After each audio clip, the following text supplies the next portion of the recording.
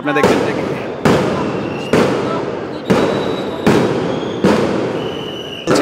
দর্শক আপনার গুলির শব্দ পাচ্ছেন, আপনাদের কাছে তুলে ধরার চেষ্টা করছি।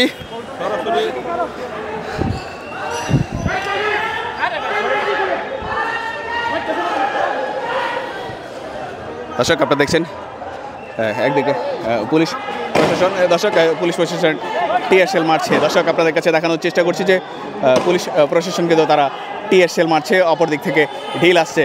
দর্শক আপনাদের কাছে তুলে ধরছি এখানকার দৃশ্যপট। আপনারা দেখছেন দর্শক এই যে টিয়ারশেল মারছে পুলিশ, আপনার কাছে তুলে ধরছি।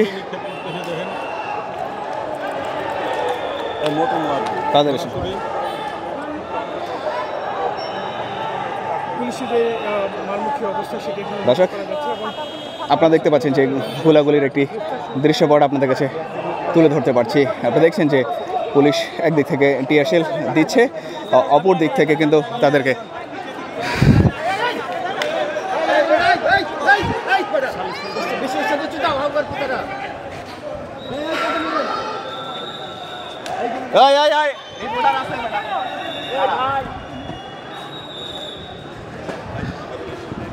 দর্শক আপনারা দেখছেন যে বাইতুল মোকাররম ইতিমধ্যে গায়েবী জানাজা অনুষ্ঠিত হওয়ার পর পুলিশ আপনারা দেখছেন যে পুলিশ ও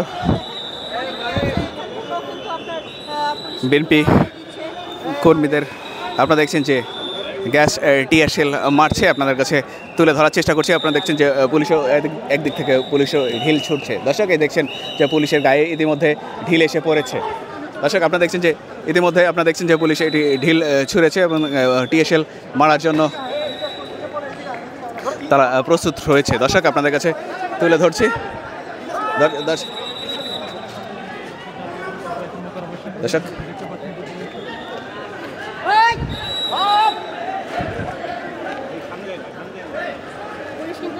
দর্শক আপনারা দেখছেন যে এখন পুলিশ টিয়ারশেল মারার জন্য তাদের ধাওয়া দিলে তারা কিন্তু পালিয়ে যাচ্ছে এবং দর্শক আপনারা দেখছেন যে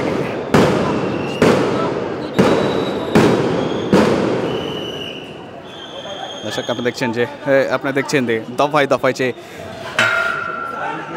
সংঘর্ষ ঘটছে পুলিশ এবং আপনারা দেখছেন যে বিএনপির নেতাকর্মীরা কিন্তু এই দিক থেকে এই সংঘর্ষের অবস্থান আপনারা দেখতে পাচ্ছেন।